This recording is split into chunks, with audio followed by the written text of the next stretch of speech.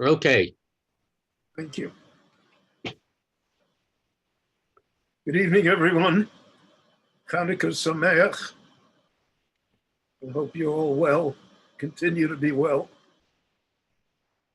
And tonight's Parsha Shiur is, as you saw, dedicated by Dr. David and Florence Hammer and their children, the Eisenberg family, in memory of Gail Bodenstein, Alea Shalom, whose yahrzeit was commemorated last week, I believe. And it should be a good memory of us to her, and an aliyas neshama for her. This week's Parsha Vayeshev, we have the famous story of Yosef and his brothers. Yosef has dreams, he tells the dreams, the brothers feel that he is a challenge to them, a mortal challenge to them, and therefore they respond to it. Now the Meforshim point out, if we look in the Chumash, the Chumash says what it wants to say. So there are 10 brothers and Yosef. The 10 brothers are not unanimous in how they want to treat this.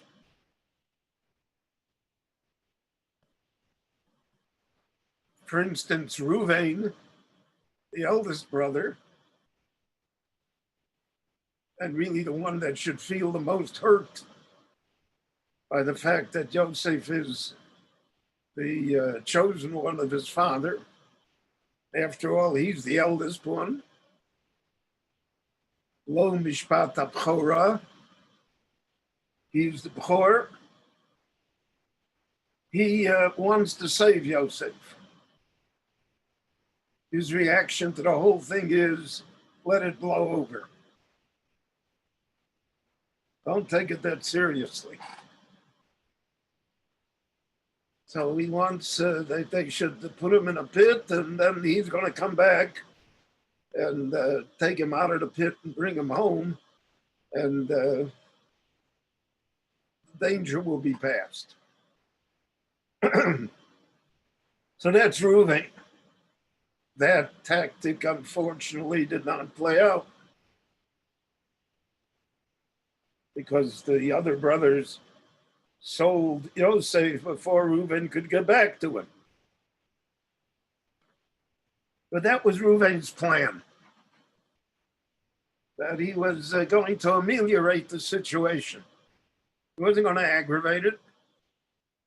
He was going to save Yosef from being killed or sold, whatever. And he's going to bring him home to his father. Basically, his father would talk sense to him. The second group, the next two brothers, Shimon and Levi, they took a completely opposite tack here.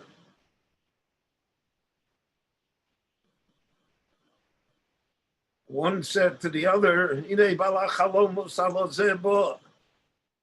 here comes the dreamer. And it was said in a sarcastic, bitter way.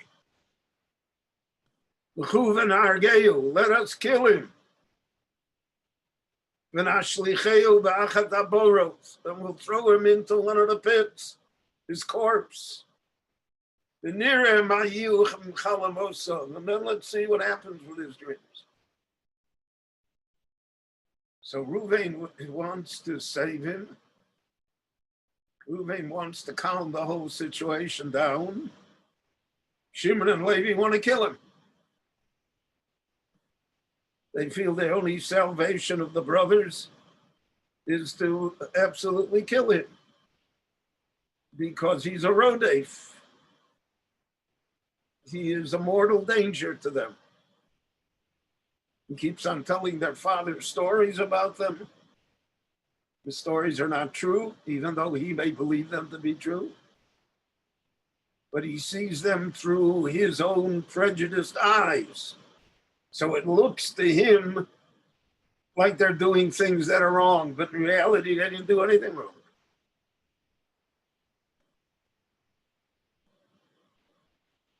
So that's two tactics.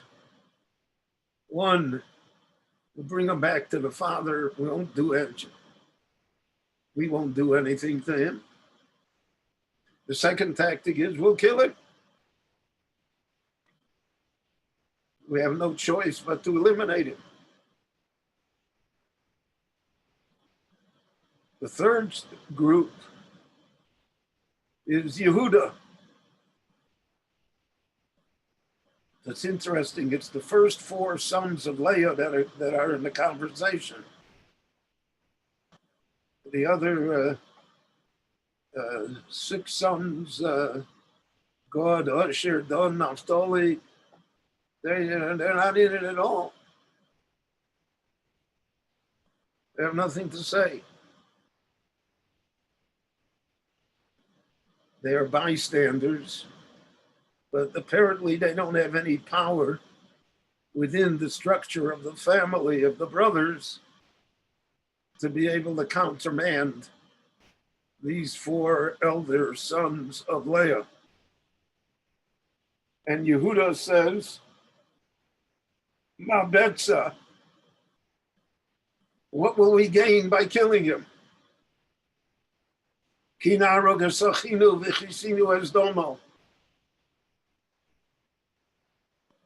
not a plan to kill him. That we should be the ones that kill him, that's not a plan. So therefore he says,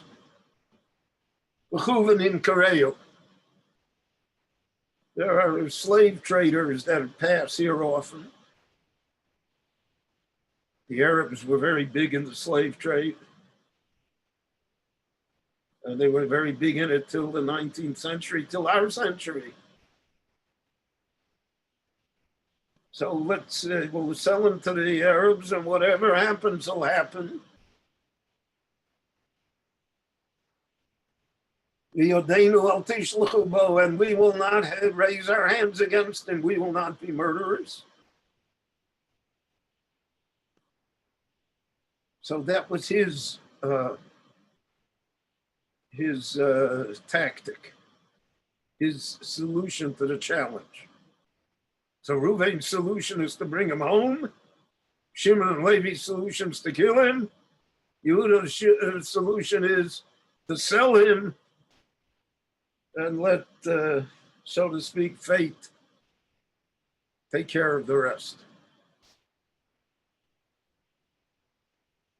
Now, but with Yehuda, his plan doesn't work either, because before he can do anything, the Midyonim came, and then the Ishmaelim, they took him away anyway. And there's a famous medrash that the brothers each received enough money to buy a pair of shoes. And we repeat that medrash on Yom Kippur in the piyut that we say of the Asar Arugi Malchus. But whatever happened, the brothers didn't do it directly. But they're the cause of it. They're the ones that they didn't adopt Reuven's idea. And even though they didn't kill him as Shimon and Levi wanted to do, but he ends up being a slave and taken to Egypt.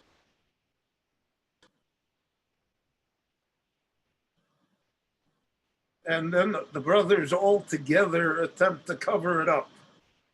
Now we know that in life, most times we have to say that the cover-up is worse than the crime. It's the cover-up that forces the public official from office. The crime is a crime. Okay, we expect crimes from our leaders. But the cover-up is what does it. And the brothers here concoct an entire cover-up scheme. They slaughter a goat and they dip the shirt of Yosef in the blood, and they bring the bloody shirt home. They don't say anything to the father.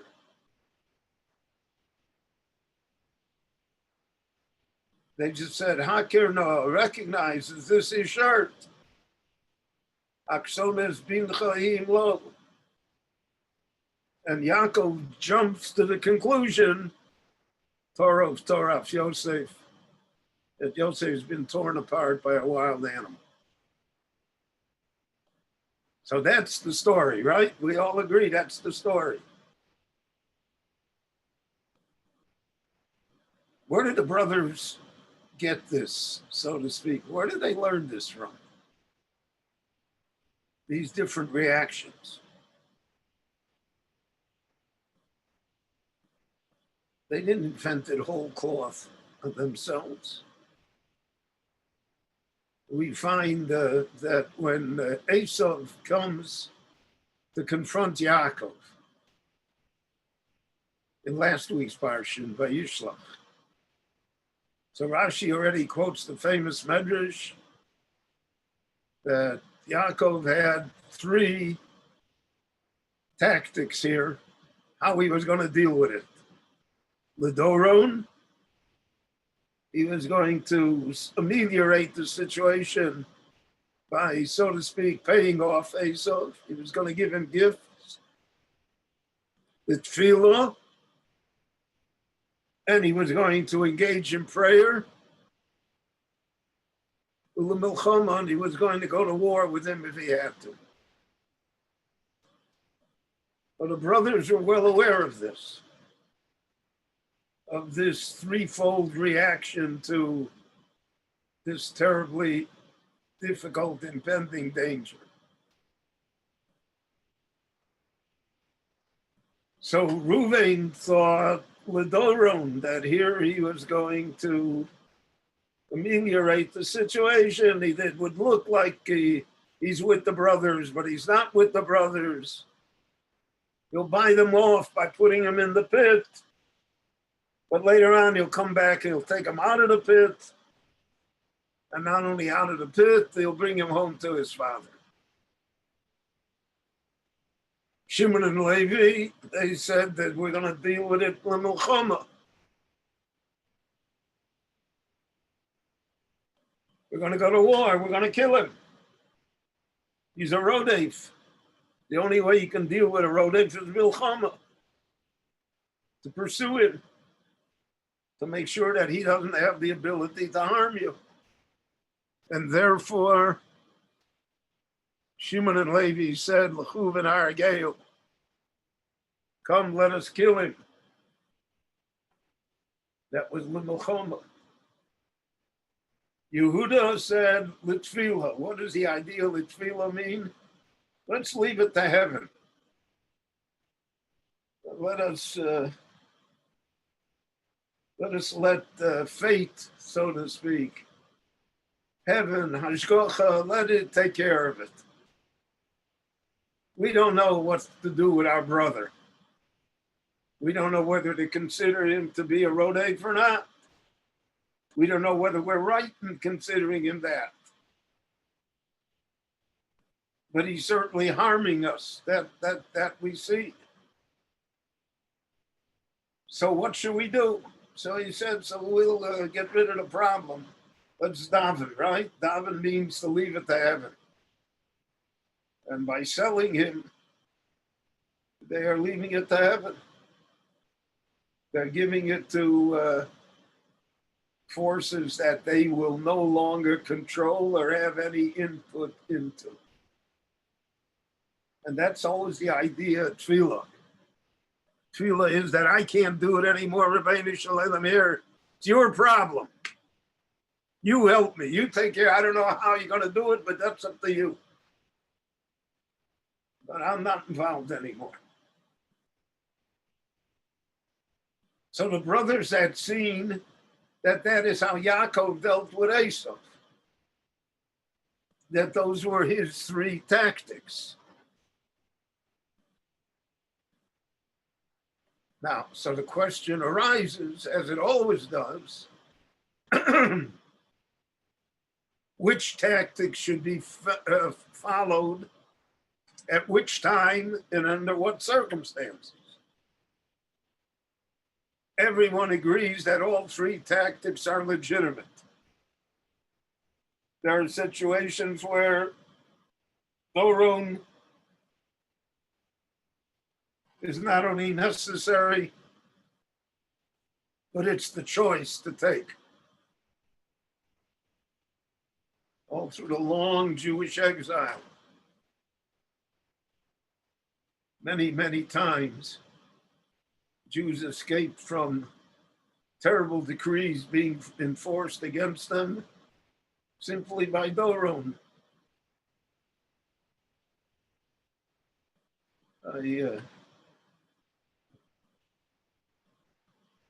Allowing money to get them out of it by taking a low profile. In fact, in the whole long exile, the Jews always took a low profile. You don't see Jewish rebellions. Only in the Shoah, the 20th century, do we see all of a sudden Jewish rebellions, such as the Warsaw Ghetto, and then the War of Independence of the State of Israel. Otherwise, it's always Doron. Compromise. Land for peace. Give them something.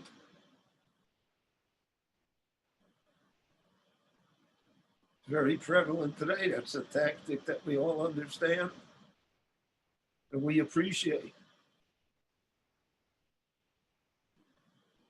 The question is, with the brothers, is this the tactic to follow now? Is the way to treat Joseph, to treat him gently, to humor him, to say that he'll outgrow it, that right now he's just a spoiled teenager, so he's causing trouble. But let him mature, and he'll be a good brother. We shouldn't start out with him. That's Reuven's idea here. Reuven's idea is that Yosef is not only salvageable, there's no reason to judge him the way he is now. He's just headstrong. That's always a question that people have. The parents have it, educators have it, employers have it. How do you deal with someone that's not in the box? So sometimes the best thing is to humor them because they'll bring to you great success. Sometimes you have to get rid of them. The problem is always we don't know what the sometimes is. We don't know when it is. And Milchoma, that's Shimon and Levi. They say, Esau we could get away with. It's an interesting thing because they are really saying we can deal with the outsiders with Doron, but we cannot deal with the insiders. In our own family, that doesn't work. With our brother, it doesn't work. And we all know that, unfortunately, family fight is probably the most bitter of all fights, simply because it is family and close. And therefore, the odds are greater. Excuse me. And therefore, they said, Milchama, we're going to make war against him. We're going to kill him. There's no other way to deal with him. To do the Doron with him would be a disaster. It would only encourage him.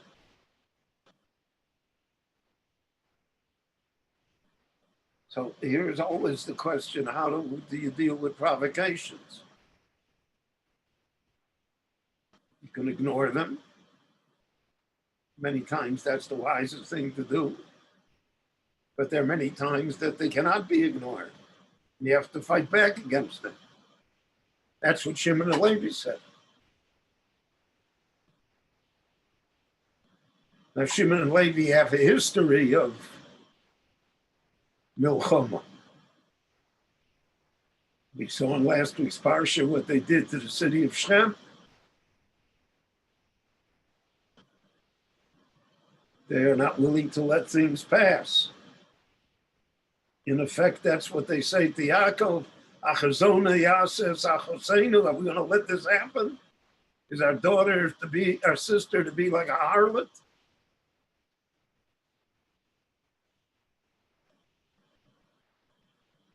So they voted for milchama. Yehuda votes for tefillah. Let it up to heaven.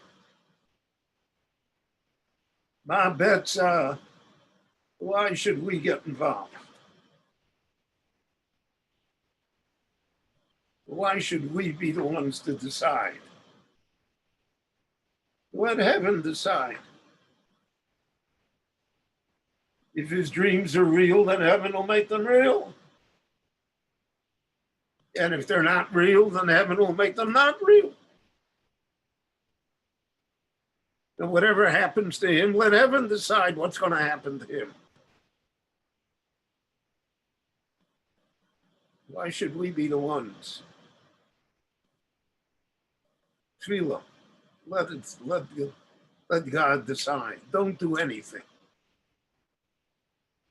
Now, many times the best thing in life to react to situations is not to do anything. Just let it. In the previous incarnation, I used to have an answering machine on my phone, especially when I was a rabbi in the United States. It was a bad habit that I had from the time I was a lawyer. And I would come home many times late at night. There was a hard, long day. And there were 6, 7 messages on the phone, on the answering machine.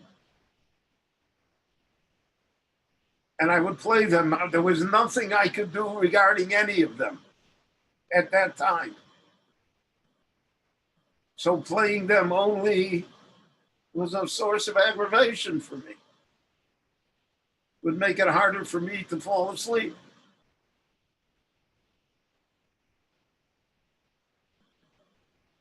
So all over the last 15, 20 years, I don't have an answering machine.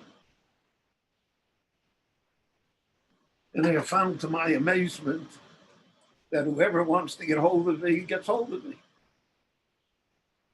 And that a lot of the calls that I certainly could afford to miss, so I missed them, and so what? Yehuda has that attitude.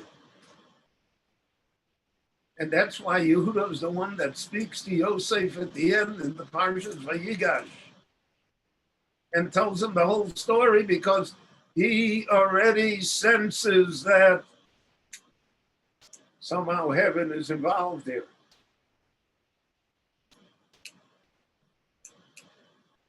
And therefore, he's not only explaining himself to Yosef, he's explaining himself to heaven, so to speak.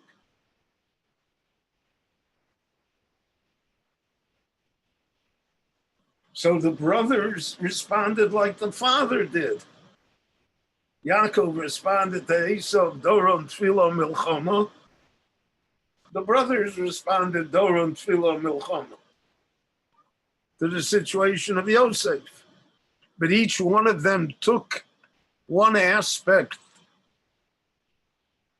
and followed it through according to their understanding. And that always is the challenge in life. Which aspect are you going to take for which situation?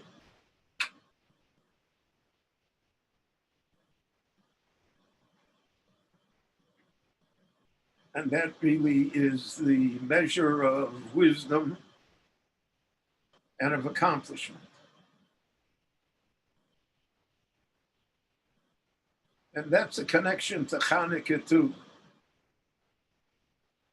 Hanukkah is, again, an amalgamation of Doron, Tefillah, and Milchama. The Jews gave in to the Greeks. They adopted Greek names. They adopted the Greek language. They translated the Bible into Greek, to the Septuagint. They accommodated the Greeks as they accommodated no other nation. Now, it's true that Greece was immensely attractive. It was art and music and drama and philosophy and democracy. I mean, it had, it had a lot going for it. But it was pagan. And nevertheless, the Jews accommodated it, Doron, because they figured they could live with it.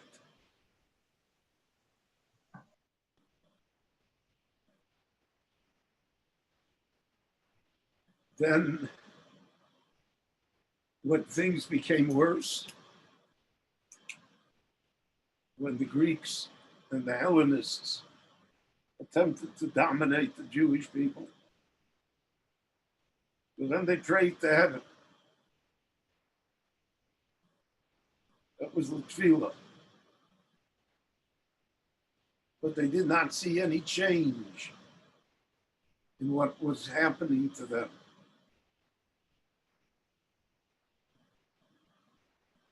So to speak, the temple itself, which was the symbol of tefillah, it itself became defiled. It itself became more Greek than Jewish.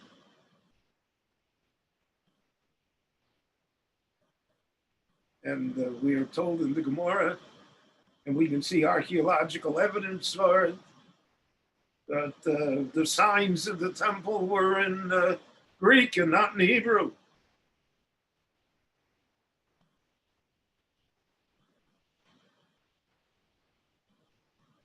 So they felt that Doron didn't work, and they felt that Tefillah didn't work. So Matityahu and his sons resorted to Milchama, to war. And that they were successful in that. And as the Rambam points out, for 103 years, there was the rule of the Hashmonaim. It was an independent Jewish state until the Romans came and slowly but surely choked out Jewish independence, and until at last they destroyed the temple and sent the Jews into exile. But this concept of Doron, Tefillah, Milchama reverberates throughout Jewish history. And the Chumash is the one that portrays it for us. Chumash is the one that illustrates it for us. And then this really is the basic story of how the brothers reacted to Yosef. The different approaches.